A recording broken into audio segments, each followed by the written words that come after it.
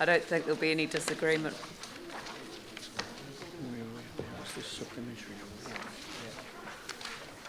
Who would like to move the staff recommendation? Would anyone like to move the staff recommendation?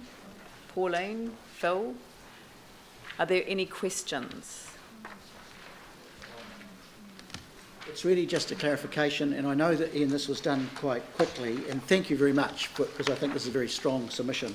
It's just that on our page 7, the third bottom paragraph lists the partners in the UDS, and we need to also just include the DHB and Sarah in that relist, that's all. So that's just a minor omission, Ian. Thank you. I think unfortunately they might have been missed off the first submissions as well, because I just took that from Vicky? I think the submission is quite clear. Actually, in some places it goes a wee bit stronger than even I would have gone. you, excuse me, you told me to be brutal. You weren't supposed to say that publicly. That'll be the headline. Well, you did very well. Sorry. You did very well. I don't think anybody's left in any doubt about our views on less than democratic ECAN.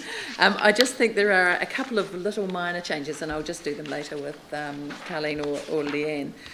The idea that you've put forward of the elected members then being able to select somebody else, I don't think we should in any way allow for compromises on democracy. I think people should always elect that completely.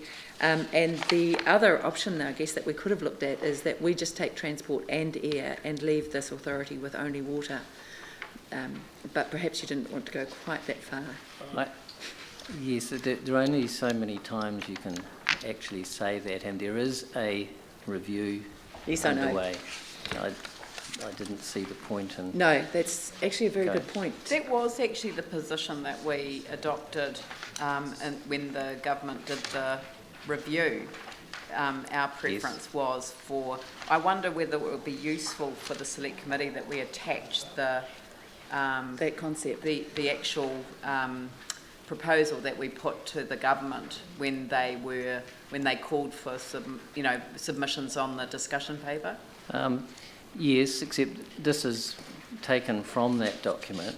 But if I can attach it as well. I think the point that you make about the changes coming quite soon, Paula Bennett was at the Metro Mayor's meeting that you sent me to on Tuesday, and obviously changes are about to come about that will allow for the transfer of functions between regional councils and councils. Obviously I took the chance to mention public transport. Oh, really? And she was aware of it and remains so. I mean, it is a logical and sensible thing that the council would take public transport, and if we don't get it in this round, then there is a second round coming up quite soon. But I think, Ian, I'd just like to congratulate you on your brutality. Thank you. Andrew, then Yanni. Yeah, I think this is entirely appropriate, and I'd like to echo the comments, that Vicky's closing comments. I really want to acknowledge both the clarity and the strength in this submission. It's taken a position that I totally support, and I'm happy to have this in front of us this afternoon to be able to support it. Thank you. Yanni? Yeah, thank you. Just one thing that was asked for at the submissions panel, which I haven't seen included, was the fact that the government actually changed the Local Government Act. So they can actually appoint commissioners and have people, statutory managers, come into councils now if they've got concerns. And I think that's a pretty compelling reason why they don't actually need to make unelected appointments, because they've actually already got that power if things aren't going, and the test is very low for them to intervene. I mean, it can pretty much be on the whim of a minister, and they can come in and put the appropriate people in to deal with whatever concerns they may have. So, you know, I think the other thing is that it was kind of asked, and I agree that I support your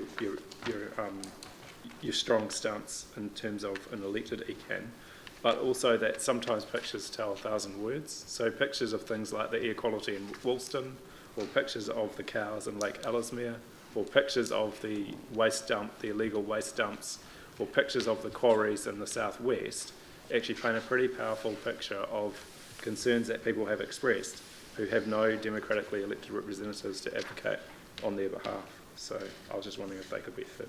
Thank you. So you're suggesting that we add pictures to this?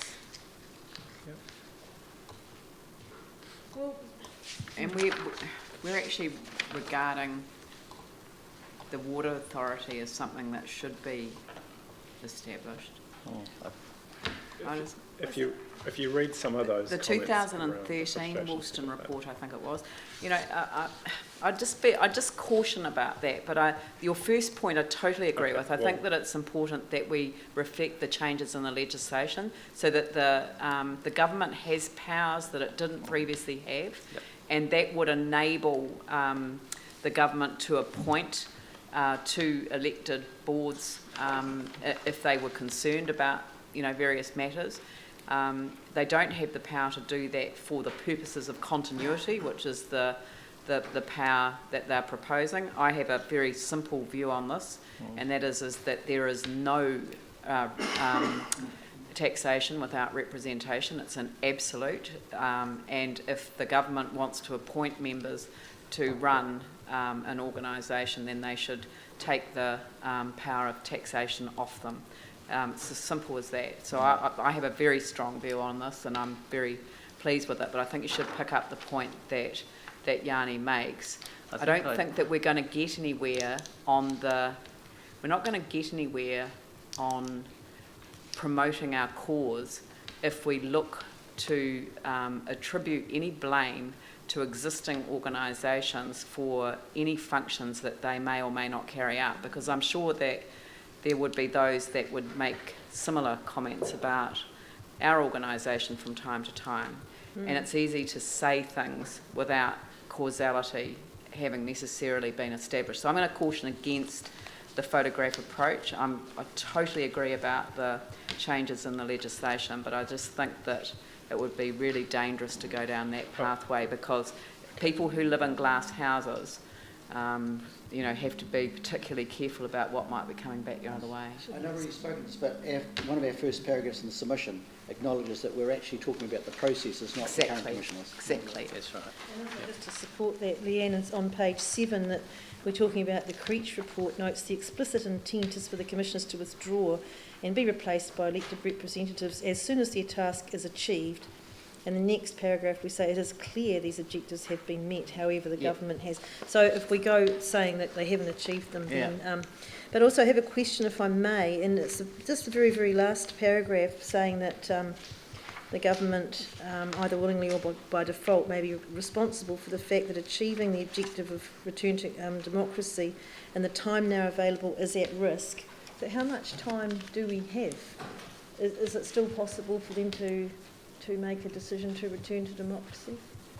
Yep, because the representation review has to conclude at a time where they announce in April. This legislation could follow a similar track to the timetable set for the replacement legislation for the earthquake recovery legislation, the Greater Christchurch Regeneration Bill. I would think that it would be a big ask to stop what they're doing now and then start again with a different focus and objective, and also get it all done before the 2016 elections. That's just my feeling. But legally they could change the legislative framework by April next year, and it would still be in time. Yeah, they could do that. Yeah.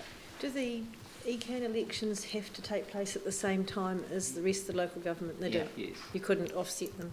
Okay. We don't have that power. All right. So I will... so now we have to decide whether we wish to appear at the oral hearings of the Select Committee, and if so, nominate the councillors who will speak to the submission on behalf of the council. I'm happy to. Would you like the Deputy Mayor to accompany me? I think I'd have to feel sorry for the select committee. And we'd like you there as well, Ian. You're not off the hook at all. All right. Yeah. Eh?